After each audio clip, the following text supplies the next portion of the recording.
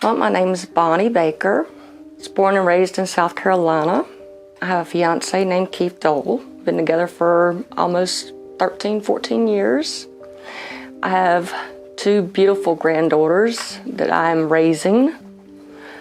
One just passed away this past year. I have three children.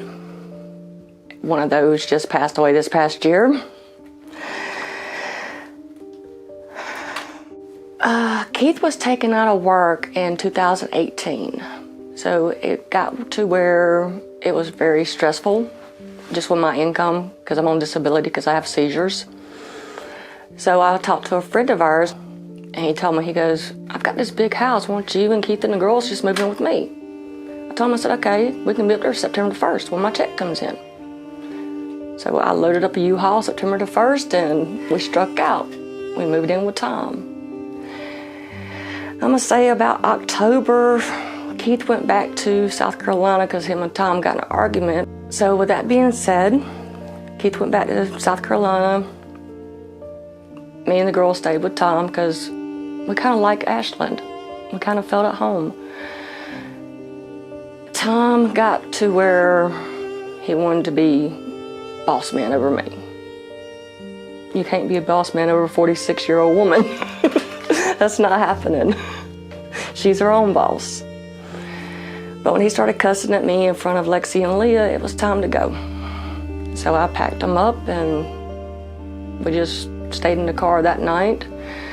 The next day I took them into the school and I talked to Miss Renee, which is a school liaison at Reagan Elementary.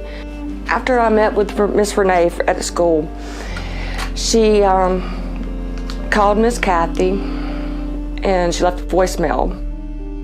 And then she called Miss Cindy Kay at the Croc Center. And I went and seen Miss Cindy Kay. And Miss Cindy Kay put me in a motel room for the night for me and the girls. And then she called me up and she told me, she goes, "I got with Miss Kathy Thiemens and she wants to see you tomorrow at 10 o'clock. I was like, "Yes, ma'am." So I went and met with Miss Kathy. I filled out my paperwork for my background check.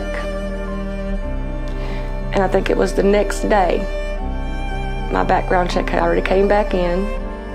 And Miss Kathy told me she needed me to meet her at the apartment. Told me exactly where it was at.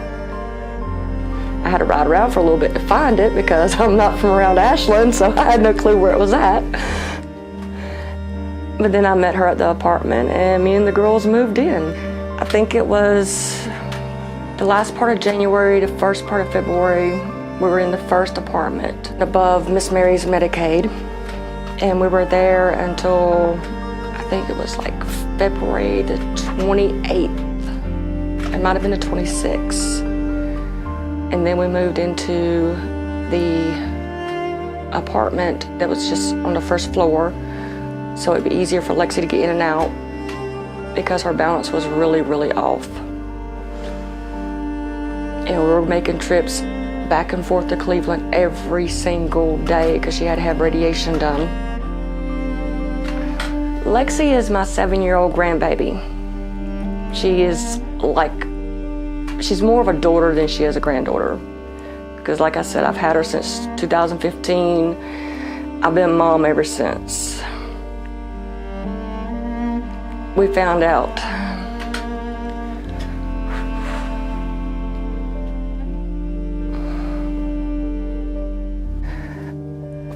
February 20th, she had brain cancer.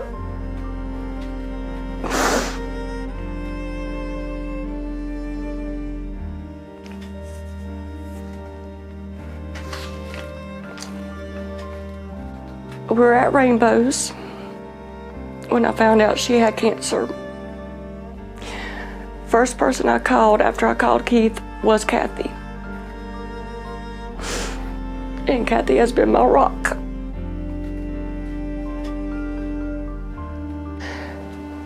When Lexi passed and I went to this cemetery and I talked to the guy, he told me that the plot he was putting her next to, there was two little boys there, a 7-year-old and a 10-year-old, that also had passed away from DIPG.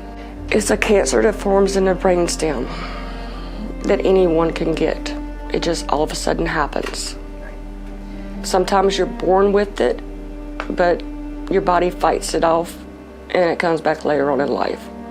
With Lexi, it just so happened when she was 7. To have the community help with childcare with Leah, because Leah did not need to see Lexi's health failing as quick as it did. Because it really hit Leah really hard when she came back home that Tuesday morning. First thing she did when she walked in was, "Where's Lexi?" And I just kind of broke down, and Keith took her by the hand and took her outside, and he told her, he goes, "Baby, Lexi passed away." I believe with the self-sufficiency plan is where we started putting tools in my toolbox. And that was very helpful. And with any guest, if they start using their tools, they can further their life. With their self-sufficiency plans, to follow through with their housing, their health, their financing, because it's a real good benefit. It's tools they're going to need. The volunteers with Access, when I was in Access, they actually were there. All of them gave me their phone numbers. If I needed them anytime during the day or night, I could call them up. If I just wanted to talk, or if I wanted to cry, if I wanted to scream, they told me, just call us. We're here. So volunteering is awesome with Access, because it actually gets people involved. A lot of the churches, I don't remember all of their names, they would bring food over. Miss Cheryl Benway would bring food just about every other day. Scott Myers with Ashland Christian, he would come over and we would pray. And me and the girls started going to his church. And I think he even considers us members of his church, which is a good thing because I've never been a member of a church. With Access, it's more like a respectful family, and something that I have never had. I never really knew what family love was until I came into the Access program. The Access program is very much needed because there's a lot of women that are homeless. Some of them have children, some of them don't have children. If I hadn't been in Access when Lexi got sick, I probably would have went completely stir crazy, because the family I have in South Carolina, they were accusing me of everything that was going wrong with Lexi. And it probably would have drove me down to the path that I was on back in the 90s, drugs and alcohol. I didn't need drugs and alcohol when I was in the Access program. The Access program has taught me how to be more of a backbony person. Something I didn't have for a long time. And now I've got a huge one.